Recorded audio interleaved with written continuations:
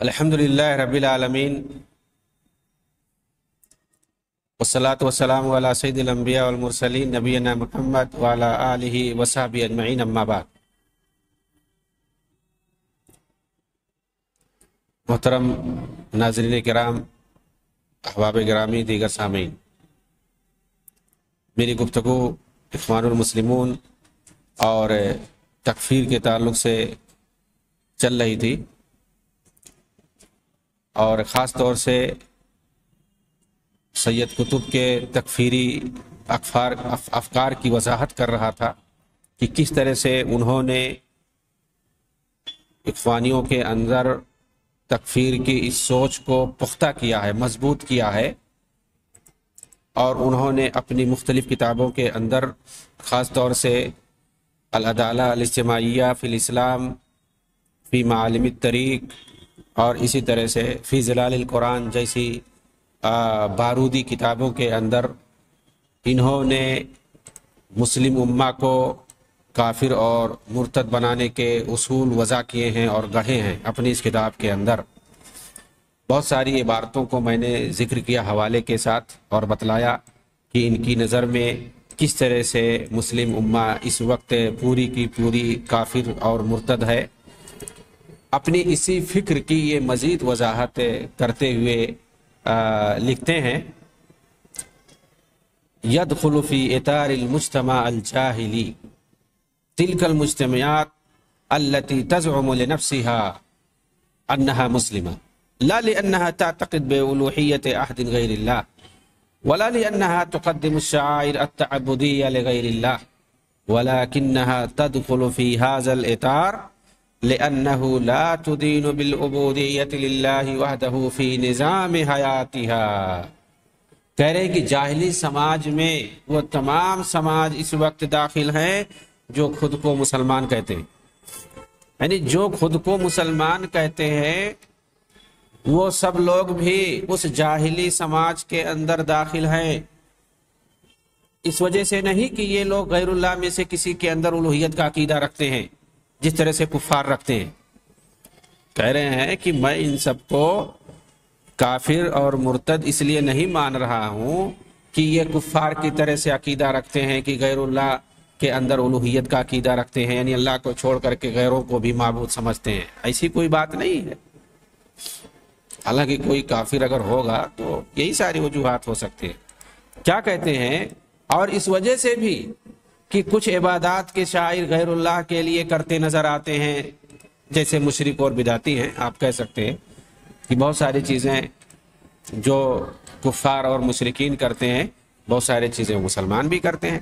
تو کہہ رہے اس کی وجہ سے بھی میں انہیں نہیں کہہ رہا ہوں، یہ حکم نہیں لگا رہا ان پر، بلکہ کیا وجہ ہے؟ یہ وجہ ہمیں دیکھنا، انہوں نے خود صراحت کی ہے۔ آگے میں ان کی عربی عبارت پڑھ دے رہا ہوں، لِأَنَّهُ وَلَكِنَّهَا تَدْخُلُ فِي هَذَا الْإِطَارِ لِأَنَّهَا لَا تُدِينُ بِالْعُبُودِيَّةِ لِلَّهِ وَحْدَهُ فِي نِظَامِ حَيَاتِهَا، بلکہ اس لیے کہ وہ ایک نظام حیات کے تحت اللہ کی عبودیت پر عمل پیرا نہیں ہے، اپنے نظام حیات کے اندر اللہ کی عبودیت پر عمل پیرا نہیں ہے۔ مطلب ان کی نگاہ میں جس طرح سے پورے نظام حیات کے اندر اللہ کی عبودیت پر عمل پیرا نہیں ہوگے تب تک مومن نہیں ہو سکتے ہو، تب تک کافر ہی رہو گے۔ یہ جو خوارج کا منہج، معتزلہ کا جو اصول ہے کہ جیسے کوئی گناہ کا ارتکاب کیا، گناہ کبیرہ کا ارتکاب کیا، جیسے کسی واجب کو چھوڑا فوراً نکل جائے گا، تو ظاہر سی بات ہے جب تک آدمی 100% عمل نہیں کرتا ہے تب تک وہ مومن نہیں ہو سکتا ہے۔ اس اعتبار سے سب سے پہلے یہ لوگ کافر قرار پائیں گے۔ یہ جو حکم لگا رہے ہیں اگر اس کو لاگو کرو ان لوگوں پر تو سب سے پہلے یہ نکل جائیں گے، سب سے پہلے یہ دین اسلام سے نکل جائیں گے۔ یہ حالانکہ نظریہ رکھتے ہیں سید قطب۔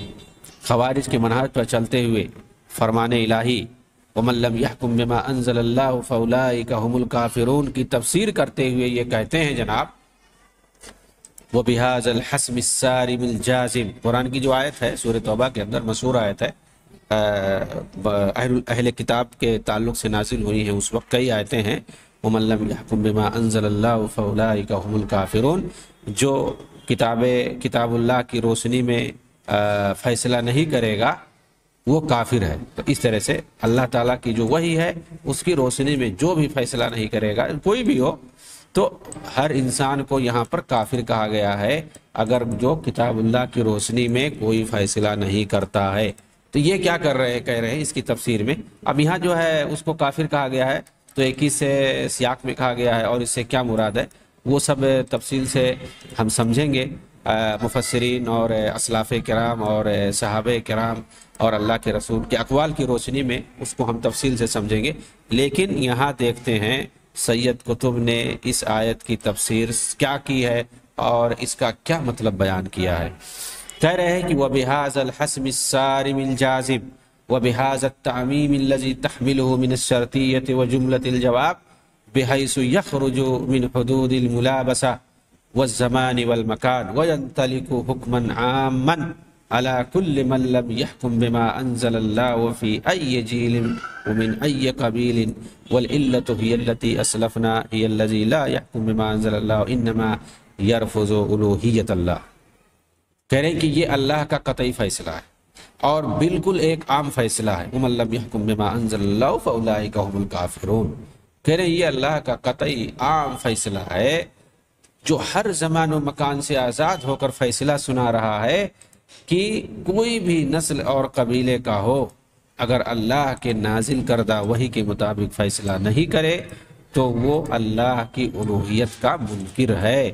اور ظاہر سی بات ہے اللہ کی الوہیت کا اگر کوئی منکر ہے تو وہ کافر ہو جائے گا۔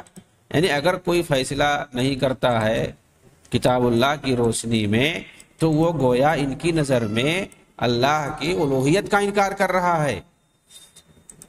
اب سوال یہ کہ کیا یہ ابن عباس رضی اللہ تعالی عنہما اور دیگر ائمہ سلف کی اس تفسیر کا انکار نہیں ہے جو ان لوگوں نے اس آیت میں کفر کا مطلب بتایا ہے؟ اس آیت کے اندر جو کفر کا مطلب بتایا گیا ہے اس کا انکار نہیں ہے۔ انہوں نے جو بات کہی کہ اگر جو فیصلہ نہیں کرتا ہے کتاب اللہ کی روشنی میں تو اس نے گویا الوہیت کا انکار کیا۔ فیصلہ نہ کرنے سے الوہیت کا انکار لازم آئے گا، وہ کافر ٹھہرے گا، یا کس طرح کا عقیدہ رکھنے سے کافر ٹھہرے گا؟ ابن عباس رضی اللہ تعالیٰ عنہما اور دوسرے جو ائمہ سلف ہیں ان لوگوں نے اس آیت کو کیا معنی بتایا، اس آیت کے بارے میں اس کی تفسیر کا ہم انکار کریں گے یا سید قطب کے اس خارجی نظریے کو ہم لاگو کریں گے؟ پھر کون آدمی ٹھہرے گا مسلمان؟ کیا سارے کے سارے لوگ اپنی زندگی کا ہر فیصلہ کتاب اللہ کی روشنی میں کرتے ہیں؟ اس کا مطلب ہے کہ اگر کوئی بھی فیصلہ، کوئی بھی کام ان کا کتاب اللہ کی روشنی سے ہٹ کر کے ہوا وہ فوراً کافر ہو جائے گا۔ تو آخر سمجھ کے اندر کون بچے گا مسلمان؟ اس کا مطلب یہ ہے کہ اگر کتاب اللہ سے ہٹ کر کوئی بھی کام ہم کر رہے ہیں اور کس کے یہاں مخالفت نہیں پائی جاتی ہے، کس کے یہاں مخالفت نہیں پائی جاتی ہے کچھ نہ کچھ، کس کے یہاں خامیاں نہیں ہیں، کس کے یہاں دنیاوی معاملات میں فیصلے نہیں ہوتے کتاب اللہ سے ہٹ کر کے، کس کی زندگی مکمل طور پر 100% صحیح ہے؟ تو یہ اصل مسئلہ ہے کہ ایک چیز ہوتی ہے کہ آدمی انکار کرتا ہے، ایک چیز ہوتی ہے کہ مانتا ہے لیکن اس سے کوتاہی ہوتی ہے بشری تقاضے کے مطابق، لیکن جیسے ہی اس کو اللہ تعالیٰ سمجھ دیتا ہے فوراً وہ واپس آ جاتا ہے۔ ان کے نزدیک کیا ہے؟ انکار مطلب وہ عقیدہ رکھے یا نہ رکھے، وہ کچھ بھی کہے زبان سے کہ میں مانتا ہوں، اگر اس نے خلاف ورزی کیا ہے تو وہ کافر ہو گیا۔ یہ خوارج کا عقیدہ ہے۔ عملی کوتاہی کی بنیاد پر کوئی شخص کافر نہیں ہوتا۔ اگر کوئی کلمہ طیبہ پڑھ لیا ہے لیکن عملی زندگی میں اگر اس کے یہاں کچھ کوتاہیاں پائی جاتی ہیں، حالانکہ وہ سارے ایمان کے ارکان کو مانتا ہے، عقیدہ رکھتا ہے، اسلام کے تمام ارکان کو وہ مانتا ہے، عقیدہ رکھتا ہے، اسلام کے تمام واجبات اور احکام کو وہ مانتا ہے، لیکن عملی میدان کے اندر اس کے اندر کچھ کوتاہی پائی جاتی ہے، کسی واجب کو وہ چھوڑ دیتا ہے، نہیں عمل کر پاتا ہے، یا کسی معاملات میں وہ مجبور ہو کر کے کتاب اللہ سے ہٹ کر کے فیصلہ لے لیتا ہے، قبول کر لیتا ہے، حالانکہ وہ کتاب اللہ پہ مکمل یقین رکھتا ہے، ایسی صورت میں ہم اس کو کافر نہیں کہہ سکتے ہیں، جس طرح سے سید قطب کہہ رہے ہیں۔ جو بات میں نے بتائی ہے یہ ائمہ سلف کی بات ہے، اور جو بات یہاں پر فی ظلال القرآن کے اندر بتائی گئی ہے یہ سید قطب اور ان کے پیروکاروں کی بات ہے، کہ جیسے کسی واجب کا کسی نے عمل نہیں کیا تو ایسی صورت میں فیصلہ نہیں کیا تو ایسی صورت میں وہ فوراً کافر ہو جائے گا۔ ائمہ سلف نے آخر اس آیت کا ترجمہ کیا کیا، اس آیت کے بارے میں کیا کہا ہے؟ خاص طور سے ترجمان المفسرین جو ہیں، ترجمان القرآن جو ہیں، امام المفسرین جو ہیں ابن عباس رضی اللہ تعالیٰ عنہما، انہوں نے کیا بتایا ہے؟ یہاں کفر سے مراد وہ کفر نہیں ہے جس سے آدمی اسلام سے نکل جاتا ہے، مطلب کفر کے اقسام ہیں۔ کفر کا لفظ کہیں آ گیا تو آپ اس کو فوراً جو ہے لاگو نہیں کر دو گے کہ وہ ملت سے ہی نکل گیا، اسلام ہی سے نکل گیا، ہر جگہ وہی معنی و مفہوم نہیں ہوا کرتا ہے۔ یہ ابن عباس رضی اللہ تعالیٰ عنہما کا قول ہے کہ یہاں کفر سے مراد وہ کفر نہیں ہے جس سے آدمی اسلام سے نکل جاتا، بلکہ یہاں کفر دون کفر مراد ہے، یعنی کفر اصغر مراد ہے، اور کفر اصغر سے اسلام سے نہیں نکلتا ہے آدمی۔ جس طرح سے نفاق ہوتا ہے، ایک نفاق عملی ہوتا ہے اور ایک نفاق اعتقادی ہوتا ہے، اعتقادی سے اسلام سے نکل جاتا ہے آدمی اور عملی سے نہیں نکلتا ہے، اسی طرح سے کفر بھی ہے۔ لیکن سید قطب نے ائمہ سلف کی تفسیر پر تان و تشنیع کرتے ہوئے اسے تحریف کہا ہے، نعوذ باللہ۔ یعنی ابن عباس رضی اللہ تعالیٰ عنہما، صحابہ کرام جیسی شخصیتوں نے جو تفسیر کی ہے اور دوسرے مفسرین نے، ائمہ سلف نے جو تفسیر کی ہے قرآن کی، اس آیت کی خاص طور سے سید قطب کہہ رہے ہیں ان لوگوں نے تحریف کی ہے، نعوذ باللہ، اور انہوں نے سب سے صحیح مفہوم بتایا ہے۔ 14ویں صدی عیسوی میں، 14ویں صدی ہجری کے اندر انہوں نے تفسیر صحیح کی ہے اور باقی صحابہ نے تفسیر غلط کی ہے ان کی نظر میں، نعوذ باللہ من ذالک۔ طعن و تشنیع ہے، یہ الزام ہے یہ صحابہ کرام کے خلاف۔ ایک طرف سید قطب مارکسزم سے، کمیونزم سے، جو ملحدانہ نظام ہے، کافرانہ نظام ہے، اس قدر اس سے متاثر ہوتے ہیں اور کہنے لگتے ہیں کہ سماجی مصلحت کے پیش نظر، یہ دیکھیے سید قطب کا پیمانہ، دیکھیے کیا ہے ان کا پیمانہ، جن کو آج کل کے سرفرے جو تحریکی اور اخوانی ہیں ان کو شہید اور کیا کیا کہتے ہیں، یہ سید قطب ہیں۔ ایک طرف سماجی مصلحت کے پیش نظر کیا کہتے ہیں، مارکسزم جو کافرانہ اور ملحدانہ نظام حکمرانی ہے، نظام دستور ہے، اس کو گلے یہ لگاتے ہیں۔ طرز حکمرانی موجودہ دور کی ایک طرز حکمرانی ہے یہ مارکسزم، جس کو یہودیوں نے جنم دیا ہے، جس طرح سے پارلیمانی نظام ہے جس کو انگریزوں نے جنم دیا ہے، جس کو جماعت اسلامی کہتے ہیں کہ آج کل کا یہ جو جمہوری نظام ہے یہ کسی حد تک خلافت راشدہ کے مطابق ہے، اس کے اندر اگر تھوڑی تجدید کر دی جائے، تھوڑا اس کو اچھا بنا دیا جائے تو وہ ہو جائے گا۔ ایسے ہی مارکسزم کو اس سے پہلے سید قطب نے کہا تھا کہ یہ تو بالکل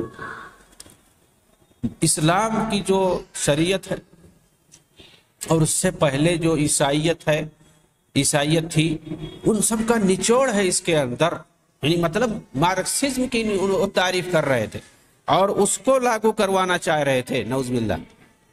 یہ سید قطب کا عقیدہ تھا۔ ایک طرف مارکسزم جو کہ کافرانہ اور ملحدانہ نظام ہے، اس کی جو ہے تعریف کر رہے تھے اور اس کو اسلام کے مطابق سانچے میں ڈھالنے کی کوشش کر رہے تھے، جیسے جو ہے جماعت اسلامی والے جمہوریت کو کہتے ہیں۔ جب سید مودودی جو اس کو گلے جب لگا لیے اور ووٹ دینے کے لیے پرچار کر رہے تھے فاطمہ جنہ کے لیے، ایک شیعہ عورت کے لیے، تو پھر جو ان کے یہاں ووٹ حلال ہی نہیں ہو گیا بلکہ جو ہے وہ سب سے اچھا ہو گیا، جبکہ اس سے پہلے جو ہے اسی کو یہ حرام کر رہے تھے۔ تو ان کے یہاں کون سی چیز کب حلال ہو جائے، کون سی چیز کب حرام ہو جائے، کوئی پتہ نہیں ہے۔ اور جس کو جیسے ہی یہ بول دیے، حرام بول دیے تب وہ حرام ہو گیا، بول دیے حلال ہو گیا تو وہ حلال ہو گیا۔ یہ ان کا وتیرہ ہے، طریقہ ہے۔ چنانچہ میں بات کر رہا تھا سید قطب کے بارے میں کہ جو مارکسزم ہے، کارل مارکس یہودی نے جو بنایا تھا نظام مارکسزم، اس نظام سے جو روس وغیرہ کے اندر کس طرح سے اسٹیلن جیسے خبیث اور مردود شخص نے کیسے وہاں پر مسلمانوں کو تباہ کیا، مسلمان ہی نہیں تمام انسانیت کو تباہ کیا، اس نے رکھ دیا تباہ کر کے، اس نظام کو لاگو کر کے۔ اس نظام سے انسانیت تباہ ہوتی ہے، کسی کو اختیار نہیں رہتا ہے کہ وہ کسی چیز کا مالک ہو سکے، سب کا مالک جو ہے حکومت بن جاتی ہے، کوئی سب کے سب لوگ مزدور ہو جاتے ہیں۔ ظاہر سی بات ہے ایسے نظام میں کون کام کرے گا؟ سب کسل مندی کا شکار ہو جائیں گے، کوئی نہیں کام کرے گا، پورا نظام درہم برہم ہو جائے گا۔ جب تک کہ آدمی ڈنڈے کے زور سے کام نہ کروائے کوئی اخلاص سے کام نہیں کرے گا۔ جب ہم مالک نہیں ہو سکتے کسی چیز کے تو اب کیوں کام کریں گے بھائی؟ تو سید قطب اس نظام کے جو انسانی فطرت کے بھی خلاف ہے، کتاب و سنت کے بھی خلاف، کافرانہ اور ملحدانہ ہے، جسے ایک کافر ملحد یہودی کارل مارکس نے بنایا تھا نظام، اس کی یہ تعریف کرتے ہیں اور اس سے متاثر ہیں۔ کہتے ہیں کہ سماجی مصلحت کے پیش نظر آدمی کو اختیار ہے کہ جس قدر بھی چاہے وضعی قوانین بنا لے، گویا اس میدان میں اسلامی قوانین ناقص ہیں۔ کہتے ہیں فَكُلُّ مَا أَتَمَّتْهُ الْبَشَرِيَّةُ مِنْ تَشْرِيعَاتٍ وَنُظُمٍ اجتماعية ولا تخالف أصوله أصول الإسلام ولا تستدم بفكرته عن الحياة والإنسان يجب ألا نحجم عن الانتفاع به عند وضع تشريعاتنا ما دام يحقق مصلحة شرعية للمجتمع أو يدفع مضرة متوقعة۔ یہ بات یہ کہتے ہیں، ترجمہ میں پہلے بتا دیتا ہوں کہ اگر اسلامی اصولوں کی مخالفت نہ ہو تو لوگ جو بھی قانون اور نظام بنا لے حیات انسانی کو چلانے کے لیے، ہمیں چاہیے کہ اس سے استفادہ کرنے سے محروم نہ رہیں۔ اس وقت جب ہم قانون سازی کریں بطور خاص، اس وقت جب یہ سماج کی مصلحت میں ہو، سماج کی اگر مصلحت میں ہے یا اس سے کسی متوقع خسارے کو روکا جا رہا ہو، تو ایسی صورت میں انسان قانون بنا سکتا ہے، گڑھ سکتا ہے۔ یہی بات تو ہم بھی کہتے تھے۔ تو پھر سب کو اگر کوئی بنانا مسلمان اگر قانون بناتا ہے تو پھر وہ تو طاغوت ہو جاتا ہے، اپنی طرف سے فیصلہ کرتا ہے، اور اگر کافر ایک ملحد قانون بناتا ہے اپنی طرف سے تو اس سے استفادہ کرنے کی بات یہ خود کہہ رہے ہیں۔ کیوں؟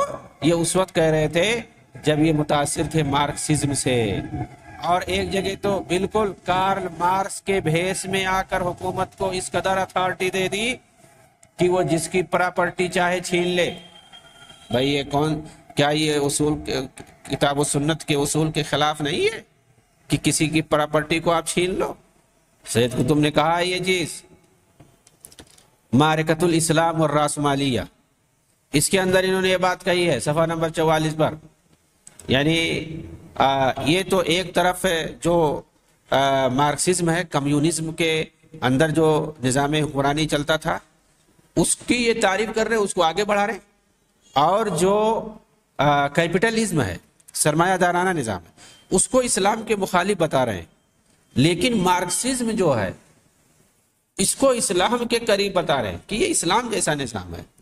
مارکسزم کو انہوں نے اسلام کے مطابق بتا دیا، اور جو کیپٹلزم ہے یعنی سرمایہ دارانہ نظام ہے، امریکہ وغیرہ کے اندر جو چلتا تھا نظام، آخر جو ہے ظاہر سی بات ہے کوئی بھی نظام ہو وہ انسانی ترقی کے لیے، انسانی فائدے کے لیے بنایا جاتا ہے، ٹھیک ہے؟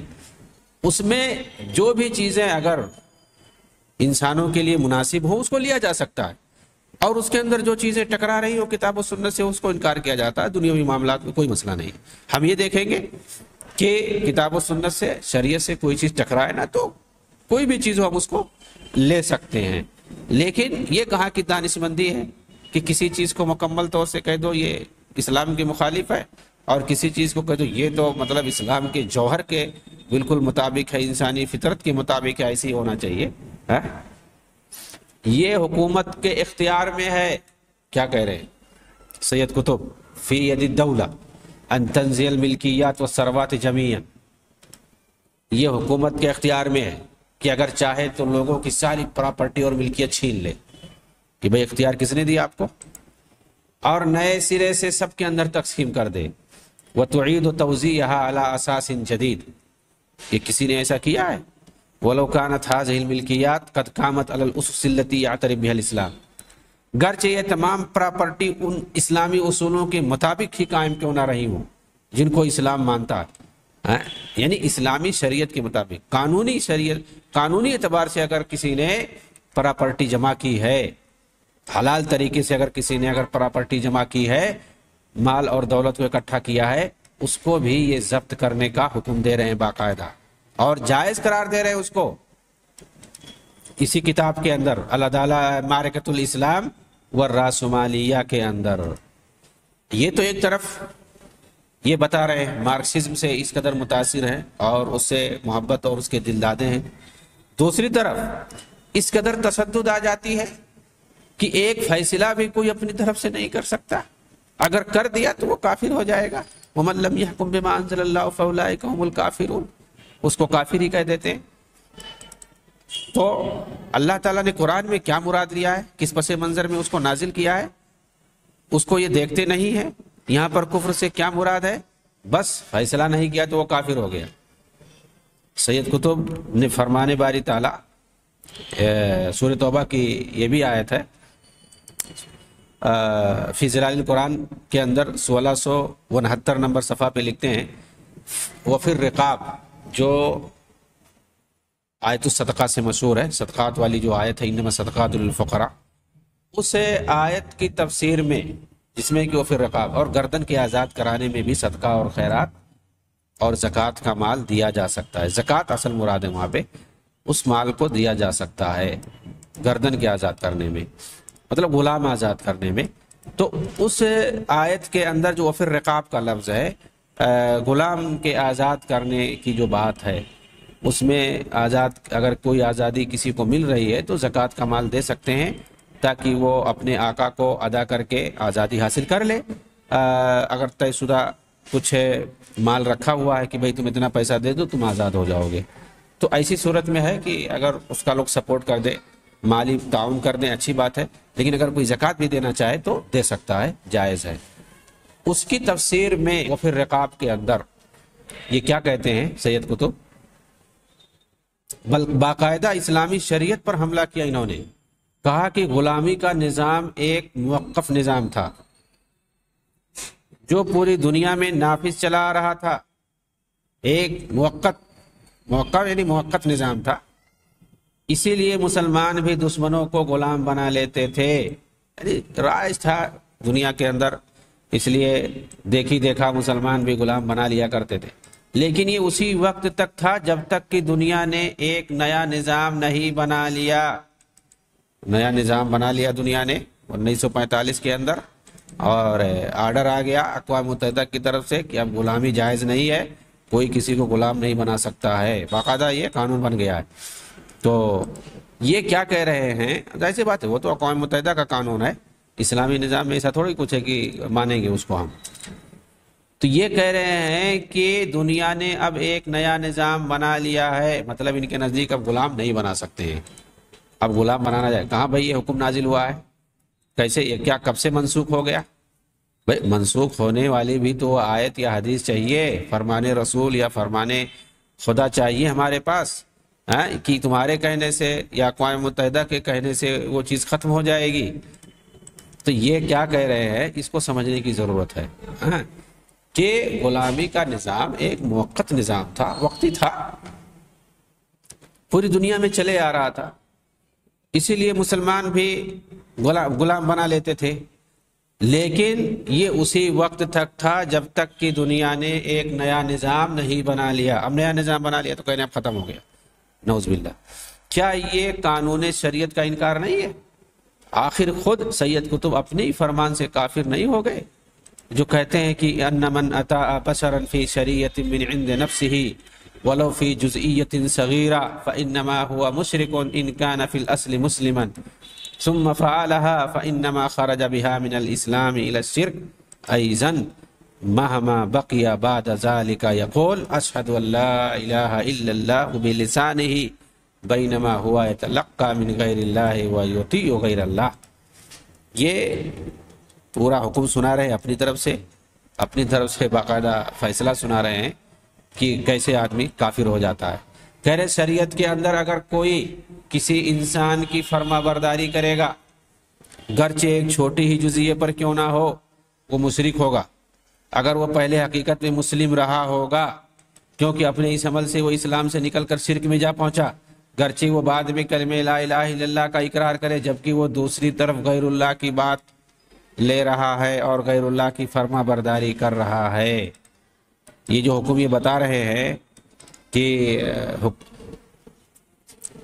جو غلامی کا نظام تھا وہ وقتی طور پر تھا، مسلمان بھی بنا لیتے تھے، لیکن یہ اسی وقت تک تھا جب تک کہ ایک نظام بن نہیں گیا، دنیا نے بنا نہیں لیا.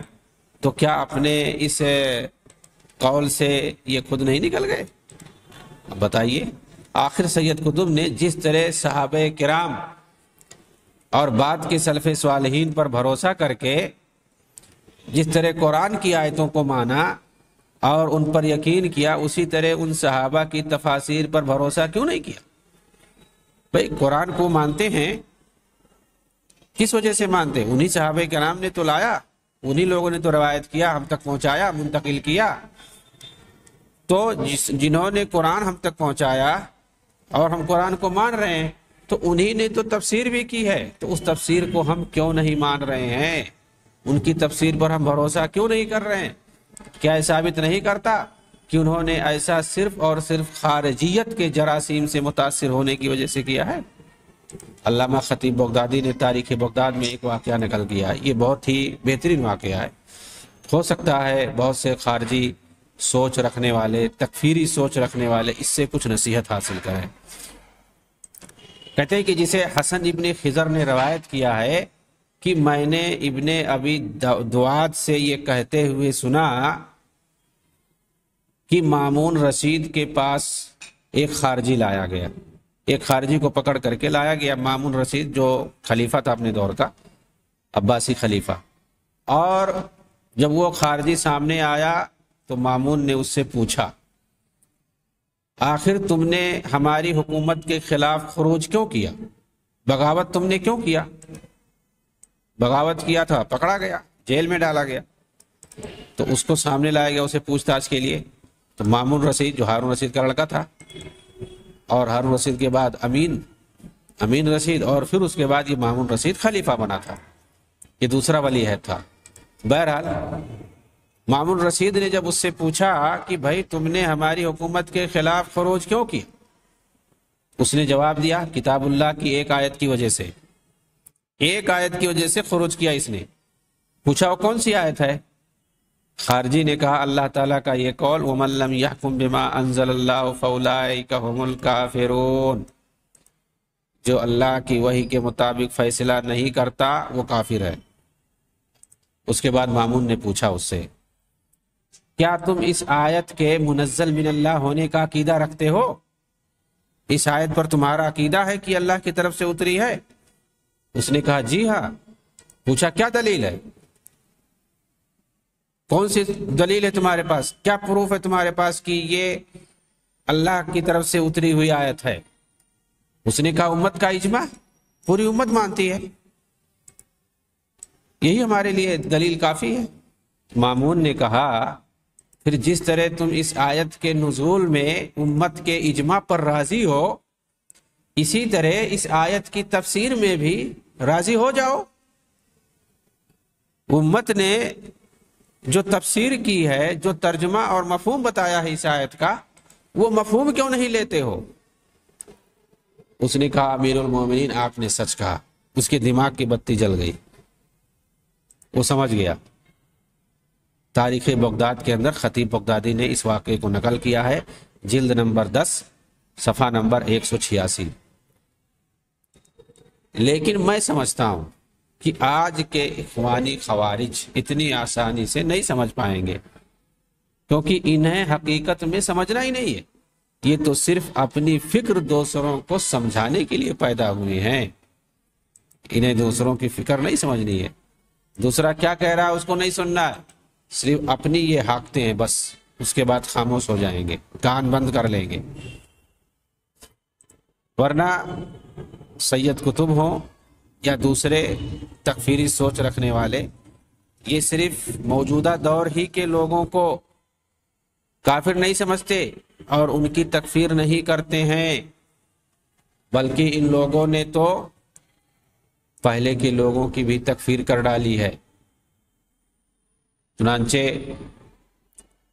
سید قطب نے سیدنا معاویہ رضی اللہ تعالیٰ عنہ سے برات کا اظہار کرتے ہوئے اور ابو سفیان رضی اللہ تعالیٰ عنہ نے دیگر بنی امیہ کی تکفیر کرتے ہوئے کیا کیا کہا ہے، آپ اگر سنیں گے تو حیران ہو جائیں گے، پریشان ہو جائیں گے کہ کیسی کیسی باتیں انہوں نے کہی ہیں، نعوذ باللہ۔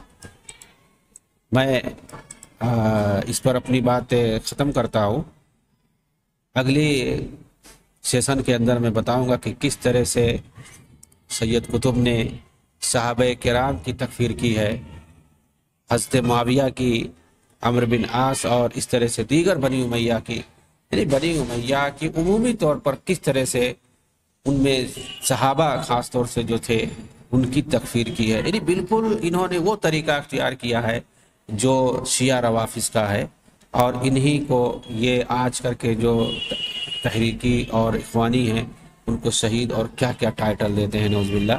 اللہ تعالیٰ ان کے تکفیری عقائد سے ہمیں محفوظ رکھے، آمین۔ وآخر دعوانا ان الحمدللہ رب العالمین، والسلام علیکم ورحمۃ اللہ وبرکاتہ۔